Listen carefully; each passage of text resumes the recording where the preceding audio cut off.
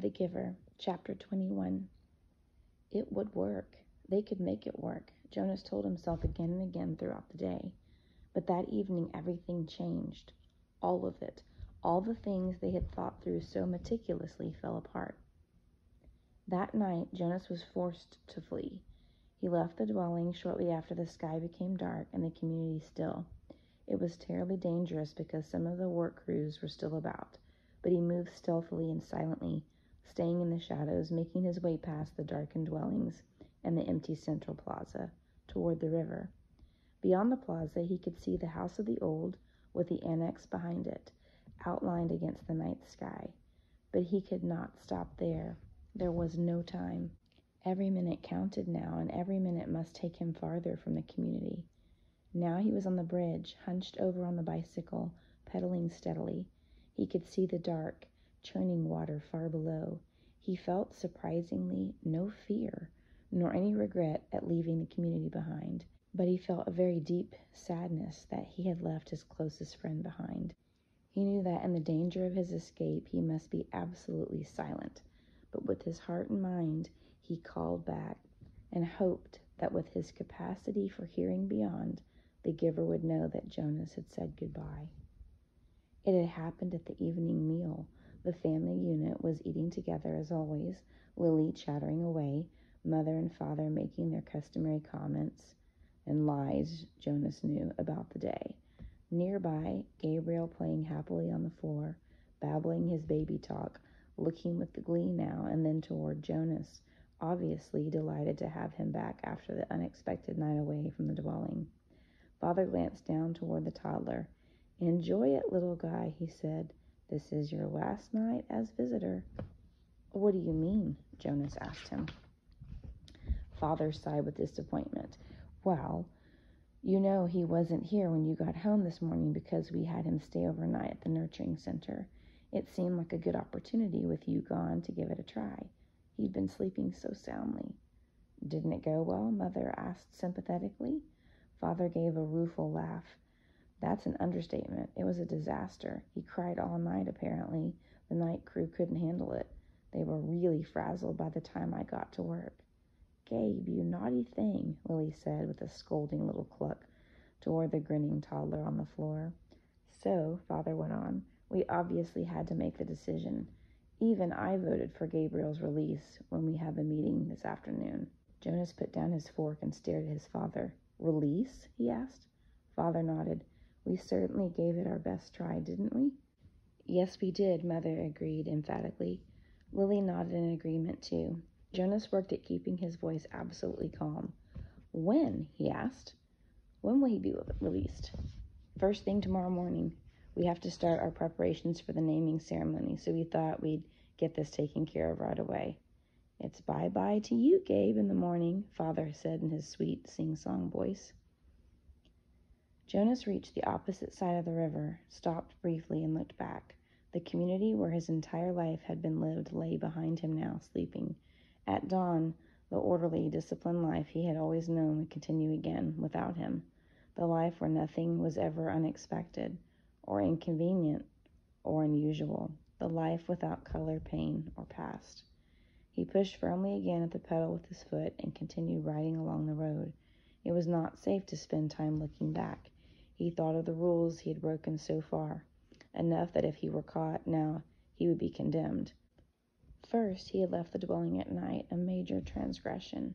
Second, he had robbed the community of food, a very serious crime, even though what he had taken was leftovers, set out on the dwelling doorsteps for collection. Third, he had stolen his father's bicycle. He had hesitated for a moment, standing beside the bike port in the darkness, not wanting anything of his father's and uncertain, as well, whether he could comfortably ride the larger bike when he was so accustomed to his own. But it was necessary because it had the child seat attached to the back. And he had taken Gabriel, too. He could feel the little head nudge his back, bouncing gently against him as he rode. Gabriel was sleeping soundly, strapped into the seat. Before he had left the dwelling, he had laid his hands firmly on Gabe's back and transmitted to him the most soothing memory he could. A slow swinging hammock under palm trees on an island someplace, at evening, with the rhythmic sound of languid water lapping hypnotically against a beach nearby. As the memory seeped from him into the new child, he could feel Gabe's sleep ease and deepen. There had been no stir at all when Jonas lifted from his crib and placed him gently into the molded seat. He knew that he had the remaining hours of night before they would be aware of his escape, so he rode hard, steadily, willing himself not to tire as the minutes and miles passed. There had been no time to receive the memories he and the giver had counted on of strength and courage, so he relied on what he had, and he hoped it would be enough. He circled the outlying communities, their dwellings dark. Gradually, the distances between communities widened, with longer stretches of empty road. His legs ached at first. Then as time passed, they became numb. At dawn, Gabriel began to stir. They were in an isolated place. Fields on either side of the road were dotted with thickness of trees here and there. He saw a stream and made his way to it across a rutted, bumpy meadow. Gabriel, wide awake now, giggled as the bicycle jolted him up and down. Jonas unstrapped Gabe, lifting him from the bike, and watched him investigate the grass and twigs with delight. Carefully, he hid the bicycle in thick bushes. "Morning meal, Gabe." He unwrapped some of the food and fed them both. Then he filled the cup he had brought with water from the stream and held it for Gabriel to drink. He drank thirstily himself and sat by the stream, watching the new child play. He was exhausted. He knew he must sleep, resting his own muscles and preparing himself for more hours on the bicycle.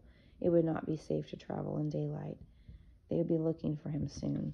He found a place deeply hidden in the trees, took the new child there, and lay down, holding Gabriel in his arms. Gabe struggled cheerfully as if it were a wrestling game, the kind they had played back in the dwelling with tickles and laughter. "Sorry, Gabe," Jonas told him. "I know it's morning, and I know you just woke up, but we have to sleep now." He cuddled the small body close to him and rubbed the little back. He murmured to Gabriel soothingly. Then he pressed his hands firmly and transmitted a memory of deep, contented exhaustion. Gabriel's head nodded after a moment and fell against Jonas's chest. Together, the fugitives slept through the first dangerous day. The most terrifying thing was the plains. By now, days had passed. Jonas no longer knew how many. The journey had become automatic. The sleep by days, hidden under brush and trees, the finding of water, the careful division of scraps of food, augmented by what he could find in the fields, and the endless miles of the bicycle by night. His leg muscles were taut now. They ached when he settled himself to sleep, but they were stronger, and he stopped now less often to rest. Sometimes he paused and lifted Gabriel down for a brief bit of exercise, running down the road or through a field together in the dark. But always, when he returned, strapped the uncomplaining toddler into the seat again and remounted. His legs were ready. So he had enough strength of his own and had not needed what the giver might have provided had there been time. When the planes came, he wished that he could have received the courage. He knew they were search planes. They flew so low that they woke him with the noise of their engines, and sometimes, looking out and up fearfully from the hiding places, he could almost see the faces of the searchers.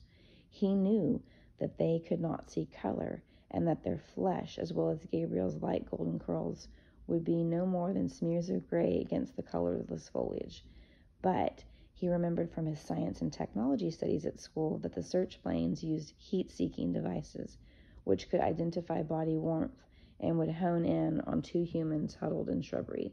So always when he heard the aircraft sound, he reached to Gabriel and transmitted memories of snow, keeping some for himself. Together they became cold, and when the planes were gone, they would shiver holding each other until sleep came again. Sometimes, urging the memories into Gabriel, Jonas felt that they were more shallow, a little weaker than they had been. It was what he had hoped and what he and the giver had planned, that as he moved away from the community, he would shed the memories and leave them behind for the people. But now, when he needed them, when the planes came, he tried hard to cling to what he still had of cold and to use it for their survival. Usually the aircraft came by day when they were hiding, but he was alert at night too, on the road, always listening intently for the sound of the engines. Even Gabriel listened and would call out, "Plane! Plane!" sometimes before Jonas had heard the terrifying noise. When the aircraft searchers came, as they did occasionally during the night as they rode, Jonas sped to the nearest tree or bush, dropped to the ground, and made himself and Gabriel cold. But it was sometimes a frighteningly close call. As he pedaled through the nights, through isolated landscape now, with the communities far behind and no sign of human habitation around him or ahead, he was constantly vigilant, looking for the nearest hiding place should the sound of engines come. But the frequency of the planes diminished. They came less often, and flew when they did come less slowly, as if the search had become haphazard and no longer hopeful. Finally, there was an entire day and night when they did not come at all.